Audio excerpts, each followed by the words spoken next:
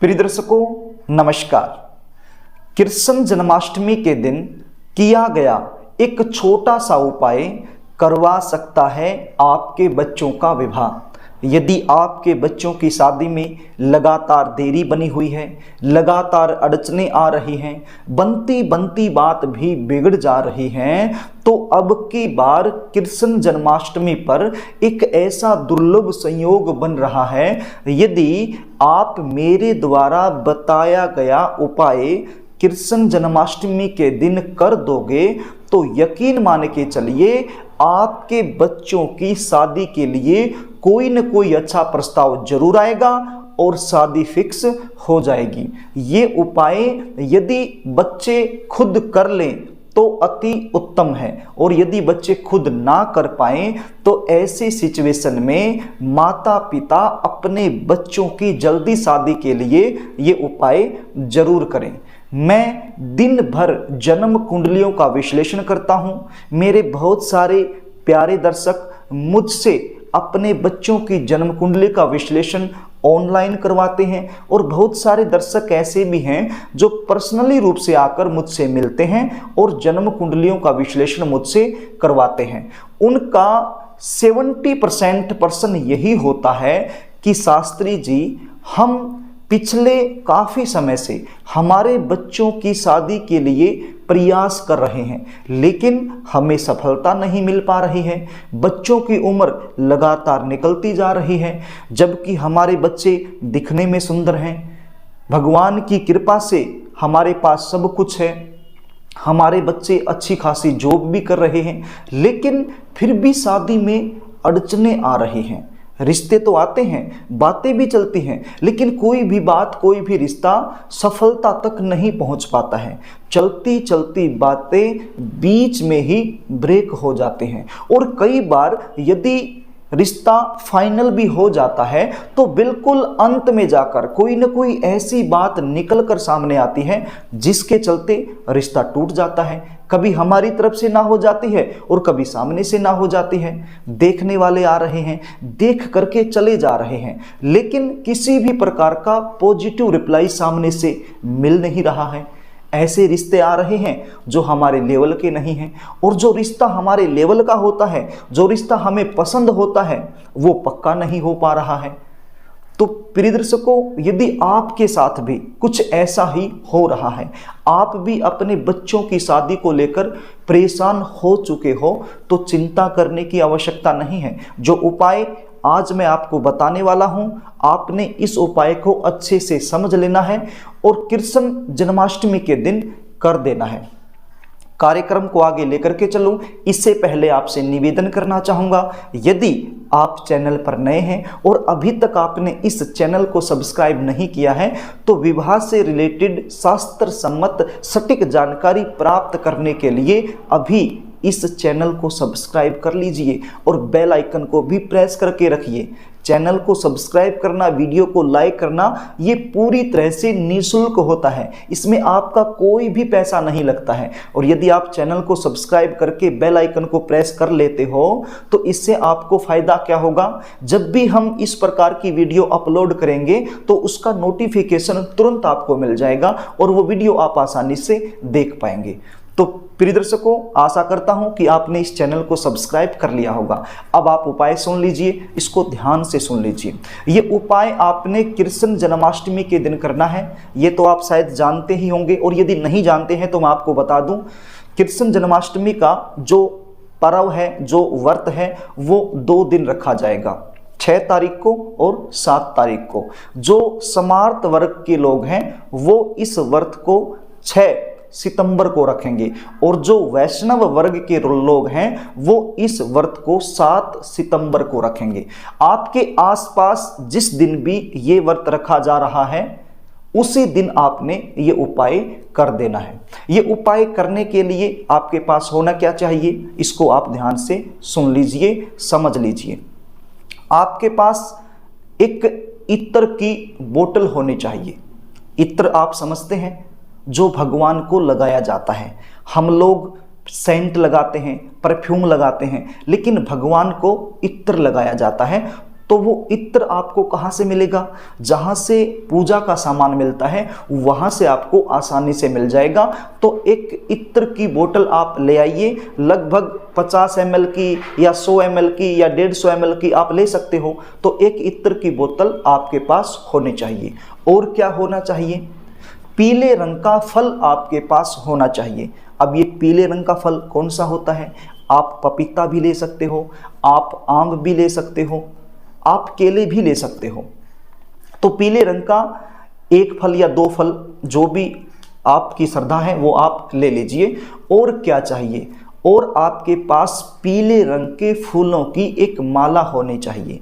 आप गेंदे के फूल ले सकते हो, गेंदे के जो पीले रंग के फूल होते हैं वो आप ले लीजिए। बीच में यदि एक आध लाल रंग का फूल आ जाए तो कोई प्रॉब्लम नहीं है, मतलब ज़्यादा संख्या उस माला में फूलों की पीले रंग की होनी चाहिए। तो एक माला आप ले लीजिए। बस ध्यान इतना रखना है, कोई भी फूल मुरझाया हुआ नहीं होना चाहिए, जो फूल है वो ताजे होने चाहिए। तो एक पीले रंग के फूलों की माला भी आप ले लीजिए। अब ये 3 चीजें आपके पास हो गई। कौन कौन सी? एक तो इत्र हो गया, एक पीले रंग के फूलों की माला हो गई, और एक पीले रंग का फल आपके पास हो गया। अब ये तीनों चीजें लेकर आपने चले जाना है मंदिर में। अब कौन से मंदिर में? आप किसी भी मंदिर में चले जाइए, लेकिन एक शर्त है यहाँ पर, आपने उस मंदिर में जाना है जहां पर लड्डू गोपाल पालने में झूल रहा हो। मेरे हिसाब से कृष्ण जन्माष्टमी के दिन हर मंदिर में एक पालना लगा होता है, और जिसके अंदर लड्डू गोपाल बैठे होते हैं, झूलते हुए आपको मिलेंगे। तो आपके आसपास कोई भी ऐसा मंदिर जिसके अंदर लड्डू गोपाल का पालना लगा रखा है और वो झूल रहे हैं, तो ऐसे मंदिर में आप चले जाइए।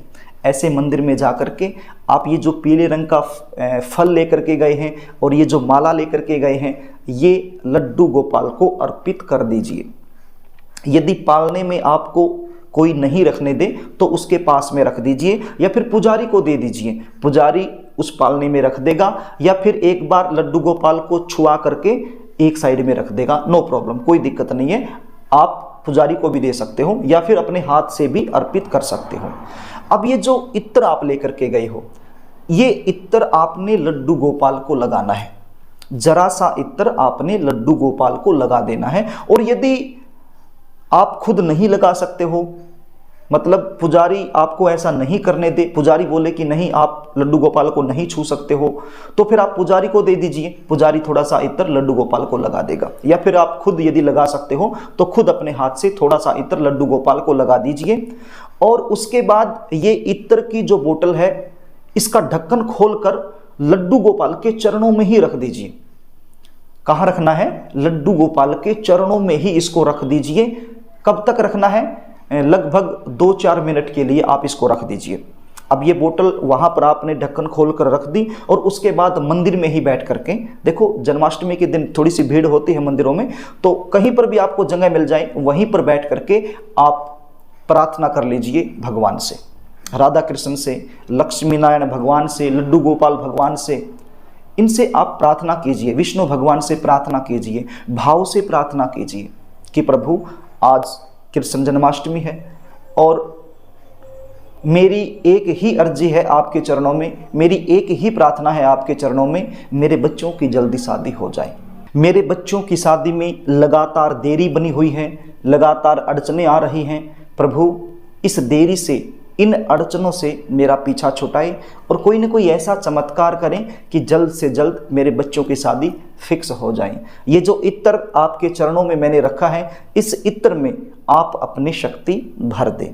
इस प्रकार से आपने भाव से प्रार्थना करनी है। यदि आप बच्चे हैं, खुद कर रहे हैं, तो भी आपने इसी प्रकार से प्रार्थना करनी है। उसके बाद ये जो इत्र आपने लड्डू गोपाल के चरणों में रखा हुआ है, इस इत्र को उठा लीजिए, ढक्कन को बंद कर लीजिए और इसको अपने साथ लेकर वापस अपने घर आ जाइए। प्रिय दर्शकों, ये जो आपने पीले रंग के फूलों की माला अर्पित की है भगवान को, इसको वहीं रहने दीजिए, और जो फल आपने पीले रंग का अर्पित किया है इसको भी वहीं रहने दीजिए। बस केवल ये जो इत्र की बोतल है यही आपने वापस लेकर अपने घर आ जाना है। अब यदि आप बच्चे खुद हैं तो आप हर रोज इस इत्र को अपने कपड़ों पर लगाना शुरू कर दीजिए। नहाने के बाद जब भी आप धुले हुए कपड़े पहनते हो तो अपने कपड़ों पर थोड़ा सा इत्र लगा लीजिए। बहुत ज़्यादा लगाने की आवश्यकता नहीं है, थोड़ा थोड़ा इत्र लगा लीजिए, और हर रोज़ जब तक ये इत्र खत्म नहीं होता है, समाप्त नहीं होता है, तब तक हर रोज़ इस इत्र को अपने कपड़ों पर लगाना शुरू कर दीजिए। और यदि आप माता पिता हैं तो भी आपने ऐसा ही करना है, अपने बच्चों के कपड़ों पर ये इत्र लगा देना है, या फिर ये इत्र आप अपने बच्चों को दे दीजिए और वो थोड़ा थोड़ा इत्र लगा लेंगे। देखो, इत्र लगाने से कोई भी बच्चा मना नहीं करेगा, क्योंकि वो परफ्यूम तो लगाता ही है, सेंट वगैरह तो लगाता ही है, तो ये भी इत्र में से भी खुशबू आती है। तो ये इत्र आप अपने बच्चों को दे दोगे तो आपके बच्चे जब भी अपने कपड़ों पर लगाएंगे नहा धोकर के सुबह, तो इससे क्या होगा, जो भी भगवान की कृपा है वो आपके बच्चों पर बरसेगी, उनका एक जो आकर्षण है वो बढ़ जाएगा, और कहीं ना कहीं जल्दी शादी होने का योग बन जाएगा। अब मान लीजिए आपके बच्चे कहीं बाहर रहते हैं, घर में नहीं रहते हैं, कोई जॉब के लिए, कोई एजुकेशन के लिए बाहर गया हुआ है, घर पे नहीं रहते हैं, तो ऐसी सिचुएशन में आप क्या करोगे? ऐसी सिचुएशन में आप क्या करोगे? आपके बच्चों के जो भी कपड़े हैं, जो भी उनके पहने हुए कपड़े हैं, आपने धो करके अलमारी वगैरह में रखे हुए हैं, तो उन कपड़ों में इस इत्र की बोतल को आपने रख देना है। आप समझ गए? यदि बच्चे घर पे नहीं हैं तो इस बोतल को आपने बच्चों के कपड़ों में रख देना है, और इस आपने जो बोतल रखोगे ना, इसको आपने ढक्कन बंद करके रखना है, खोल के नहीं रखना है। बस इतना ध्यान रखना है, 24 घंटे में सुबह जब आप नहा धोकर के तैयार हो जाते हैं उस समय एक बार 5 सेकंड के लिए इस बोतल का ढक्कन आपने खोल देना है। 5 सेकंड तक इस बोतल का ढक्कन खोल कर रखना है और उसके बाद दोबारा बंद कर देना है। बस ये उपाय आप करना शुरू कर दीजिए बच्चों के कपड़ों के साथ। और जब आपका बच्चा घर में आए, वापस आए, देखो 2-3 महीने में तो आते ही हैं, कोई 1 हफ्ता में आ जाता है, कोई 1 महीने में आता है, कोई 2 महीने में आते हैं। जब भी आपके बच्चे घर पे आएँ तो ये बोतल उनको साथ में दे देना कि बोलना बेटा इसको लगाना शुरू करो, ये आशीर्वाद है, भगवान का आशीर्वाद है, इस इत्र में भगवान की कृपा है। तो जब भी आपके बच्चे लगाना शुरू करेंगे उसी समय वो अपना प्रभाव देना शुरू करेगा, और जब भी आप कपड़ों में भी रखोगे तब भी ये अपना प्रभाव देना शुरू कर देगा। तो इस प्रकार से ये छोटा सा उपाय आपने करना है। छोटा सा उपाय है, कोई बहुत ज़्यादा कठिन नहीं है, बिल्कुल आसान सा उपाय है। मंदिर हर किसी के आसपास होता है, और कृष्ण जन्माष्टमी पर तो हर मंदिर में लड्डू गोपाल जी झूलते हुए आपको मिल ही जाएंगे, और इत्र भी आपको आसानी से मिल जाएगा। तो बिल्कुल आसान सा उपाय है, इसको जरूर करना है। प्रभावशाली है, आसान है लेकिन प्रभावशाली है, आजमाया हुआ उपाय है। बहुत सारे लोगों पर यह उपाय आजमाया हुआ है, इसका रिजल्ट आता है। और अब की बार तो कृष्ण जन्माष्टमी पर एक बहुत अच्छा योग भी बन रहा है, तो इस योग को ऐसे ही नहीं गंवाना है। तो प्रिय दर्शकों, ये उपाय आपने जरूर करना है। यदि आप अपने बच्चों की जन्म कुंडली का विश्लेषण मुझसे करवाना चाहते हैं, बच्चों की शादी में लगातार देरी होने का मुख्य कारण मुझसे जानना चाहते हैं, बच्चों की शादी कब होगी, कहाँ होगी, कौन सी दिशा में होगी, कैसा जीवन साथी मिलेगा, विवाह के बाद का जीवन कैसा रहेगा, ये सारी जानकारी यदि आप मुझसे लेना चाहते हैं तो फिर स्क्रीन पर दिखाए गए व्हाट्सएप नंबर पर आप अपनी समस्या टाइप करके मेरे पास भेज सकते हैं। आप अपने बच्चों की जन्म डिटेल लिखकर मेरे पास व्हाट्सएप कर सकते हैं, मैं आपकी पूरी सहायता करूंगा। कुंडली विश्लेषण की हमारी फीस होती है, वो आपको पे करनी होती है, उसके बाद आपको पूरी जानकारी दे दी जाती है। प्रिय दर्शकों, यदि जानकारी आपको अच्छी लगे तो इस वीडियो को लाइक जरूर कर देना और इसको शेयर भी कर देना, ताकि आप पुण्य के भागीदार बन सकें। देखो, मैं कोई न कोई उपाय लेकर के आपके सामने उपस्थित होता ही रहता हूं। मैं क्यों आपके सामने उपस्थित रहता हूं? ताकि ये छोटे छोटे उपाय करने से जो भी शादी में अड़चने आती हैं वो दूर की जा सके। क्योंकि मुझे पता है जब बच्चों की शादी नहीं होती है ना, तो माता पिता कितने परेशान होते हैं। बच्चों की उम्र शादी के लायक होने के बावजूद भी शादी नहीं हो पाती है तो बड़ी दिक्कतें होती हैं, बड़े परेशान होते हैं माता पिता। परेशान तो बच्चे भी होते हैं, लेकिन बच्चों से कहीं ज़्यादा परेशान माता पिता हो जाते हैं। तो ये सब भगवान की कृपा होती है। और ये छोटे छोटे उपाय जो बताता हूँ वो भगवान की पूजा के ही मैं बताता हूँ। अब जब आप भाव से प्रार्थना करोगे, भगवान के मंदिर में जाओगे, उनसे आशीर्वाद लेकर के आओगे, तो कहीं ना कहीं वो आशीर्वाद जरूर काम करेगा। तो इस प्रकार की जानकारी मैं इस चैनल के माध्यम से देता रहता हूँ। यदि आप मुझसे जुड़े रहना चाहते हैं और चैनल यदि आपने सब्सक्राइब नहीं किया है तो इसको सब्सक्राइब जरूर कर लीजिए। आज के लिए बस इतना ही, आगे फिर मिलेंगे, तब तक के लिए नमस्कार।